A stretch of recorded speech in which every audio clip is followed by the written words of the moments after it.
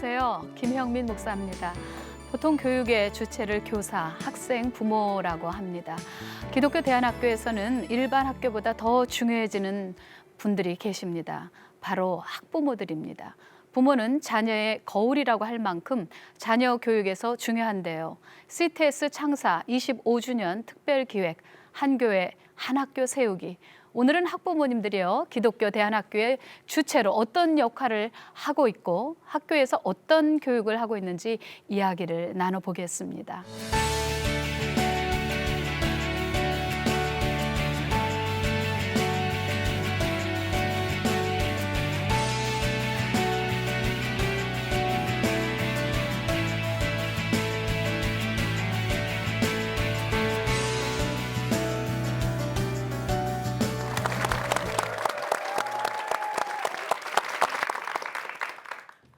기독교 대안학교 학생들 대부분은 전적으로 학부모의 선택에 의해서 입학을 하게 됩니다.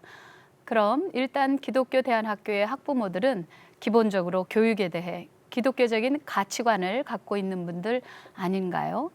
보통 학부모 면접도 보지 않나요? 우리 신병준 교장 선생님 한 말씀 해주시죠. 예, 가장 중요한 게 이제 학부모 면접이죠. 기도학교를 입학하려면 학부모들의 그 신앙 또 교회 출석 이런 걸 보기 때문에 학부모들에 의해서 또 학교가 세워지고 이루어지기 때문에 가장 중요한 게 신앙 문제라고 생각하죠. 네. 자, 우리 이윤석 소장님도 의견이 있으실 텐데요.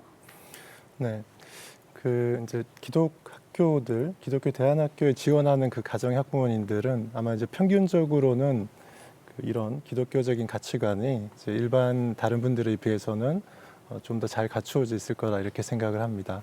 그런데 이제 실제로 지원하는 분들은 굉장히 다양하죠.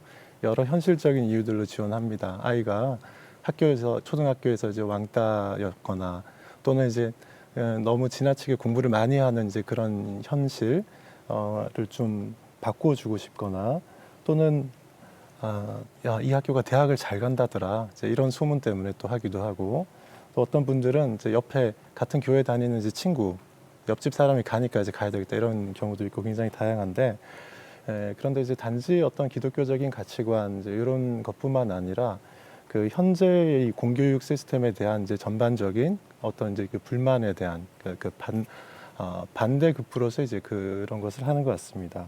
예를 들어서 이제 일반 공립학교에서 신앙교육을 전혀 할 수가 없고 오히려 이제 반기독교적인 이제 그런 사고들이 주입되기도 하고 또 한편으로는 이제 인성교육을 이야기는 하는데 실제로 안 되고 있고 또 학원에 다니면서 선행학습을 과도하게 하거나 또 사교육을 아주 심하게 하는 그러면서 이제 아이들이 여유가 없고 어떻게 보면 이제 그 중학교 고등학교 과정을 행복하게 다닐 수 없는 것 이런 것들에 대해서 그걸 어떻게든지 이제 바꾸어 보고자 하는 것이 이제 동기가 되겠죠.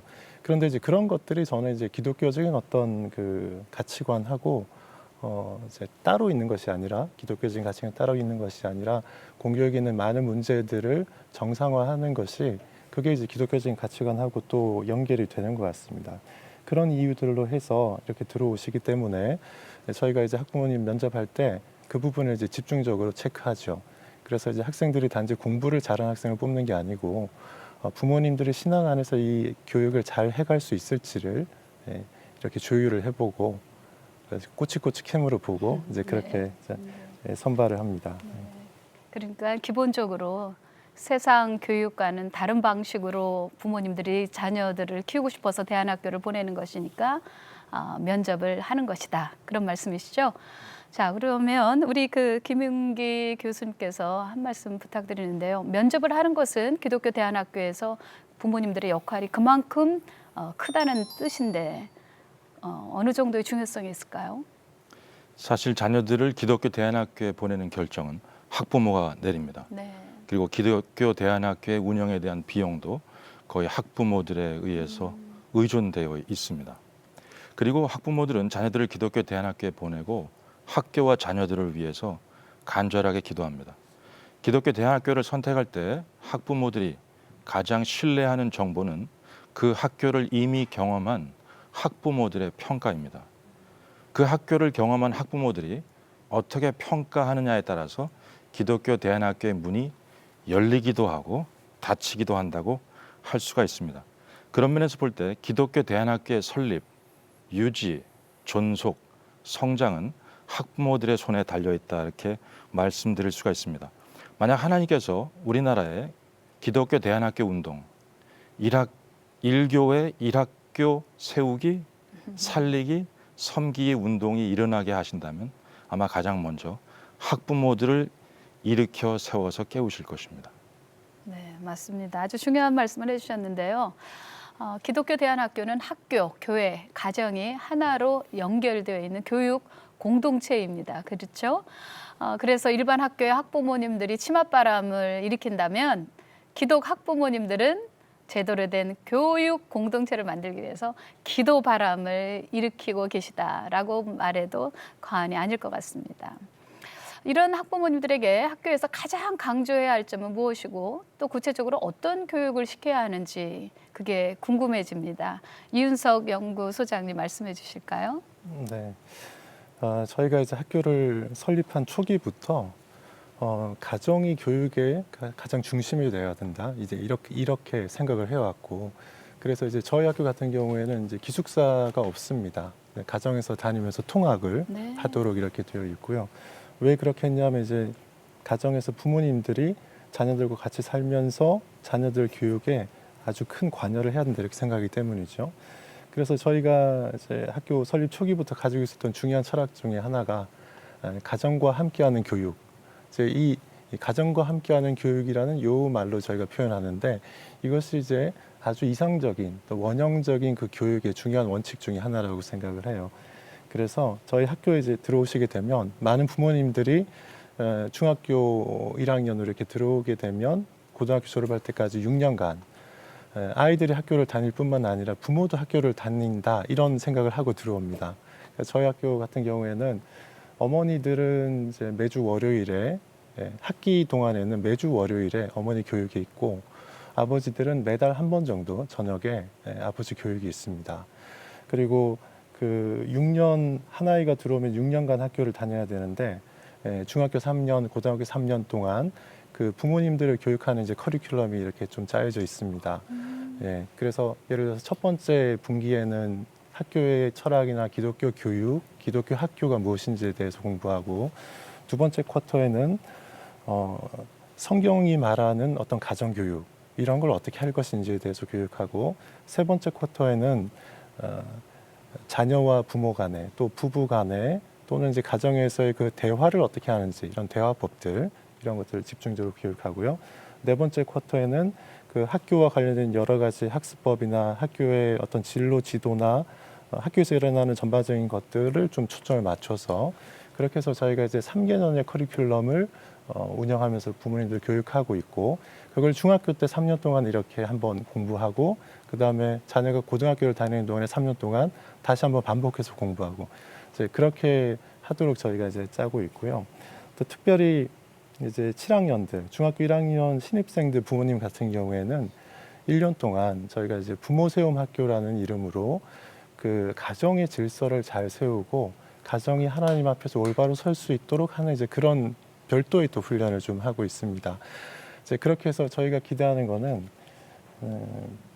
가정이 교육의 중심이 되어야 되는데 이 아이들의 입장에서는 눈에 보이지 않는 하나님을 이 가정에서 부모님을 대하면서 눈에 보이는 하나님을 가정에 두신 것이죠. 그럼으로써 부모님을 공경하고 부모님을 공경하는 것과 더불어서 하나님을 공경하고 하나님을 섬기는 일을 훈련할 수 있도록 그렇게 해서 저희가 그런 교육을 할 뿐만 아니라 가정의 부모님들에게 자녀와 그 40일간의 대화해서 이제 자녀와 대화할 수 있도록 하고 매일 10분 성경 공부하도록 그렇게 인도하고 또 가정 예배 드리도록 인도하고 그리고 학생에게 무슨 문제가 있으면 학교와 긴밀히 협력하면서 아이들의 그 문제를 해결하고 자기 진로를 찾아가면서 자기의 역량을 키워갈 수 있도록 그렇게 스크럼을 부모님과 학교가 같이 스크럼을 짜고 같이 이렇게 하도록 그렇게 지금까지 해오고 있습니다.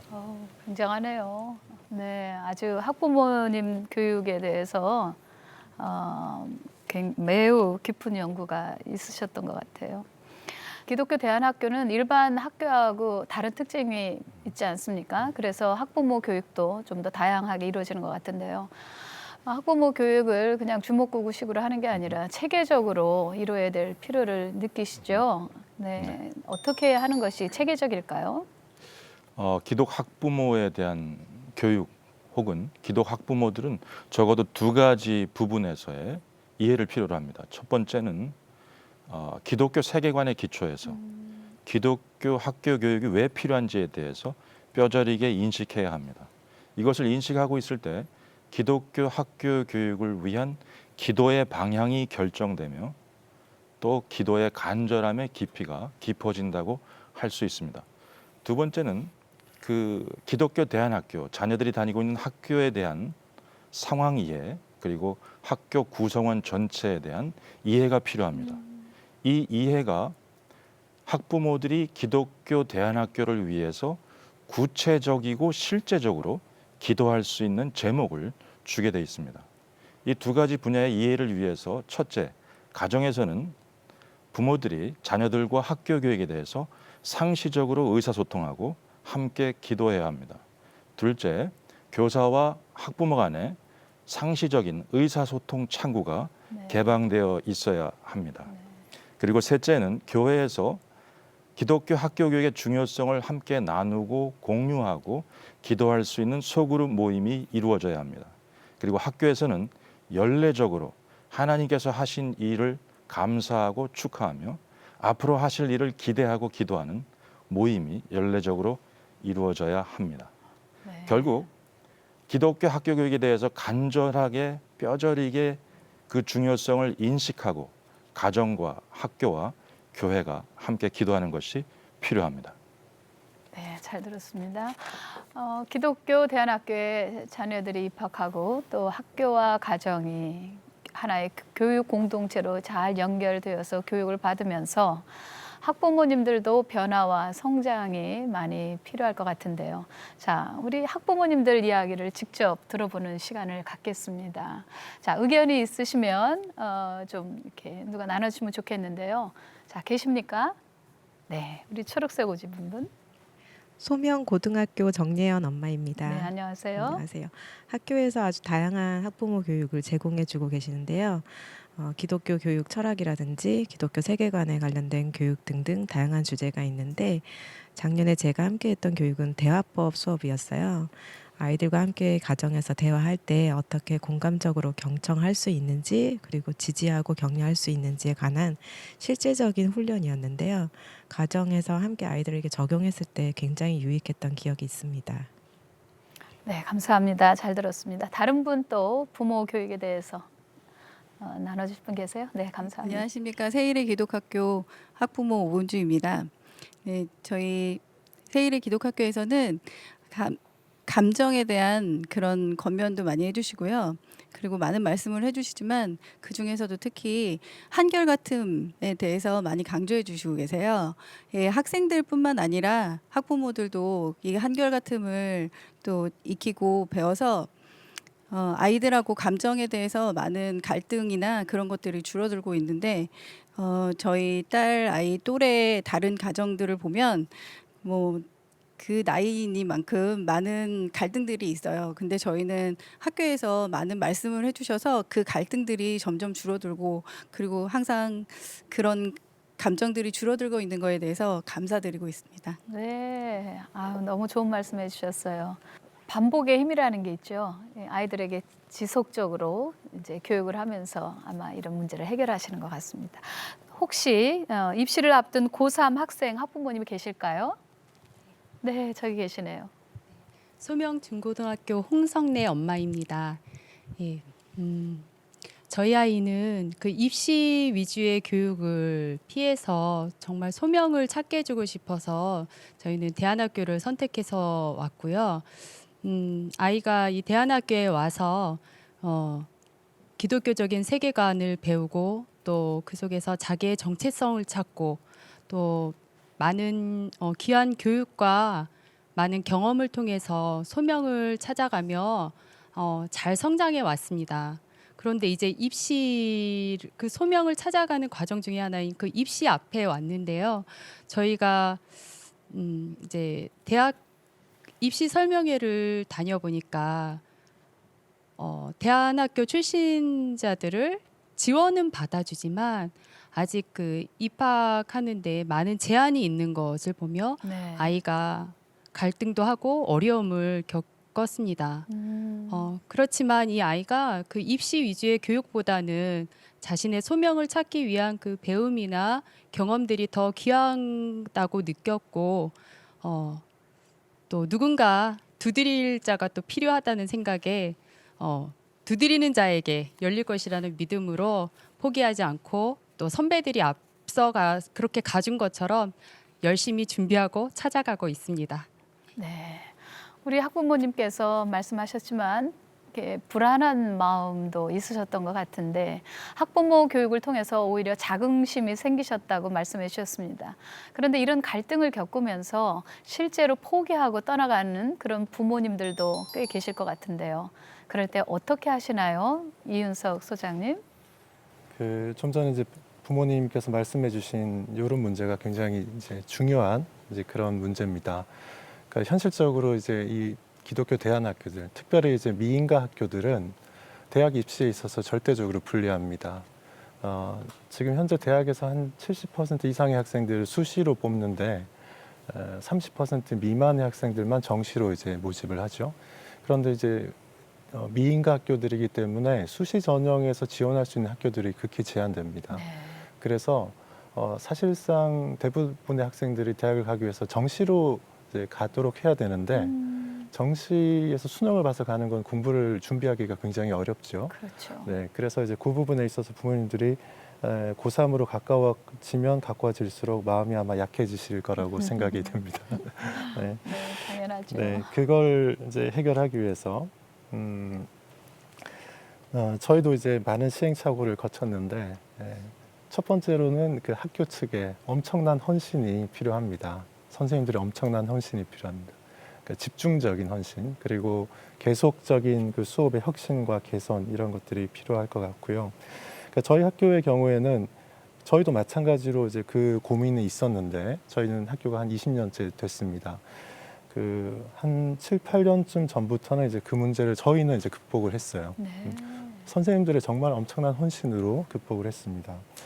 그 저희가 이제 무엇을 했냐 하면 하나님을 경외하고 하나님을 섬기며 살아가는 그런 신앙의 터를 먼저 견고하게 닫고 그 위에 인성을 잘 개발하고 그리고 나서 우리가 지식과 기술을 쌓는 거, 이 순서대로 우리의 역량을 키워가야지 전인적인 성장 훈련이 될 수 있다 이렇게 생각하고 중학교 1학년 들어오면 이제 신앙 훈련, 인성 훈련 같은 것부터 먼저 하고 저희는 이제 입시가 어렵다고 하지만 반대로 그냥 전공법을 취했습니다. 네, 그게 뭐죠? 그렇게 하고 마지막에 정시라는 거 어차피 좁지만 우리가 현실적으로 갈 수 있는 거는 그것뿐이기 때문에 수능 다 봐야 되겠다. 이렇게 해서 고등학교 2학년, 3학년 때 11월에 수능 볼 때까지 거의 한 2년 정도를 집중적으로 공부를 시키는 이제 그런 시스템을 취했고요. 물론 이제 부모님들이 마음이 어렵죠. 과연 될까? 불안하죠. 네. 고등학교 1학년 때까지 단기 선교다 뭐다 해서 그런 액티비티들이 엄청 많은데 그러니까. 그거 하고 나서 과연 10학년 때 공부해서 이게 될까? 근데 이 아이들의 신앙이 잘 다져지고 그 인성이 잘 다듬어지고 그래서 자기 관리할 수 있는 능력이 생기고 하니까 아이들이 고등학교 2학년, 3학년 때 엄청난 진보가 보통 상상할 수 없는 진보가 그때 일어나는 걸 저희가 경험했고 이렇게 하면 되겠구나 이제 생각했습니다. 그래서 저희는 이제 그게 일관되게 학교가 그런 어떤 방향과 비전을 가지고서 부모님들을 설득하는 게 필요하다고 생각해요. 부모님들이 많이 흔들리는데 그러나 일관되게 그렇게 하면 하나님께서 분명히 길을 열어주시고 저희도 뭐 이제 학생들 졸업생들의 한 80% 정도는 정시로 대학을 갑니다. 정시로 수시로는 몇 명이 가지를 못합니다. 그래서 그런 부분에서 학교가 이제 일관되게 부모님들을 설득하고 학교가 헌신적인 노력을 하고 이제 이렇게 하면 그런 문제를 좀 해결할 수 있지 않을까. 네, 여러 가지로 네. 말씀해 주셨네요. 감사합니다. 우리 교장 선생님도 한 말씀 해주시죠. 그렇죠. 우리 대한민국의 모든 학부모라면 자녀의 대학 입학에 대한 관심이 정말 많죠. 그렇기 때문에 저희 학교에 입학을 7학년이죠. 중학교 1학년 때 입학을 한다 할지라도 고3까지 6년 동안의 학교와 또 우리 교사들을 신뢰하고 갈 수 있는가. 입학할 때는 예수님 중심, 말씀 중심으로 우리 아이를 키워내겠다 이렇게 다짐하고 또 면접 때 그렇게 약속도 하고 입학을 했지만 이제 그 지점에서 또 학부모들은 또 고민을 하게 되는 거죠. 그 고민을 저분은 세속적인 분이야 라고 또 폄하할 수도 없는 거죠. 또 그 부모는 부모대로 또 자녀에 대한 또 관심과 또 기대를 갖고 있기 때문이라고 생각합니다. 그럼에도 불구하고 저로서는 끝까지 학교와 또 교사들을 신뢰하고 갔으면 좋겠다 이런 마음이 강하게 있는 거죠. 그래서 저희도 이 대학 입시에 대한 이 문제, 이 진로에 대한 문제를 어떻게 풀어갈까라고 생각할 때 앞에서 제가 잠시 언급했듯이 이 소명에 대한 문제라고 볼 수 있습니다. 소명이라는 것은 단순히 대학을 어떤 전공을 하고 어떤 직업을 갖는 것으로 끝나는 것이 아니라 길게 예수님 만날 때까지, 예수님 오실 때까지 우리의 전생의 삶이 그 자체가 소명이라는 관점에서 아이들이 그런 길을 가도록 하고 또 학부모들이 그런 관점에서 자녀를 바라볼 수 있는 그런 좀 좁은 것이 아니라 긴 안목에서 자녀를 봤으면 좋겠다 이런 마음으로 아이들을 저희가 이제 섬기고 있습니다. 그래서 CTS에서 한 교회, 한 학교 세우기 운동을 시작한 것이 아니겠습니까? 한 교회, 한 학교 세우기 운동을 저희가 전개하고 있는데요. 미래의 기독 학부모님들을 깨우는 것이 정말 중요한 시작이 될 것 같습니다. 다음 세대 교육은 한국 교회가 당면한 과제라는 점에서 교회들이 먼저 성도들의 동참을 이끌어낼 수 있도록 뭔가 해야 되지 않을까요? 교수님 마무리하면서 한번 정리 좀 해주시고 말씀 좀 해주세요. 우리가 4차 산업혁명 시대에 통섭적 인재를 기르라고 말하고 있습니다. 통섭적 인재는 다양한 방면에 두루 정통한 전문가가 아닙니다. 그렇게 되면 통섭적 인재는 천재 교육에서 나올 수 있습니다. 통섭적 인재는 자기 분야에 정통하고 다양한 부류의 사람들과 함께 협력할 수 있는 사람입니다. 그렇게 되면 통섭적 인재 교육은 모두를 위한 교육으로 열릴 수 있습니다. 이런 인재들을 기르기 위해서 기독교 학교에서는 자기 분야의 전문성을 가지고 다른 사람들과 함께 일할 수 있는 덕성과 인문학적 소양을 가지고 있는 사람을 길러야 됩니다. 그리고 그것을 바치고 있는 신앙을 가진 학생들을 길러야 합니다. 이런 학생들을 길러내기 위해서는 기성세대의 철저한 준비와 희생이 필요합니다. 다만 다행스럽게도 하나님께서는 우리 한국교회에 그렇게 철저하게 준비하고 희생할 수 있는 기성세대들을 준비시켜 놓으셨으며 깨우실 수가 있습니다. 그런 면에서 한 교회, 한 학교 섬기기, 살리기, 세우기 운동은 결국 살아계신 삼위일체 하나님의 손에 달려있다고 할 수 있습니다. 네, 붕해하는 것 같아요. 은혜 받았습니다. 우리 CTS의 4인 4색 있잖아요. 오늘 정말 3인 3색인 것 같아요. 정말 다 특별하신 분들이고 특별한 의견을 주셨습니다. 기독교 대안학교가 제대로 서기 위해서는 학부모님들의 역할이 중요하다는 이야기를 나눠봤는데요. 기독 학부모님들이 하나님의 청직이라는 결단으로 자녀 교육의 주체가 될 때 기독교 대안학교들이 마음 놓고 복음의 대로를 탄탄히 만들어 나갈 수 있을 겁니다. CTS 창사 25주년 특별기획 한 교회 한 학교 세우기. 다음 이 시간에는요, 해외의 기독교 대안학교 사례를 살펴보는 시간을 마련했습니다. 많은 시청 부탁드립니다. 지금까지 함께해 주신 출연자분들 방청객 여러분들 고맙습니다.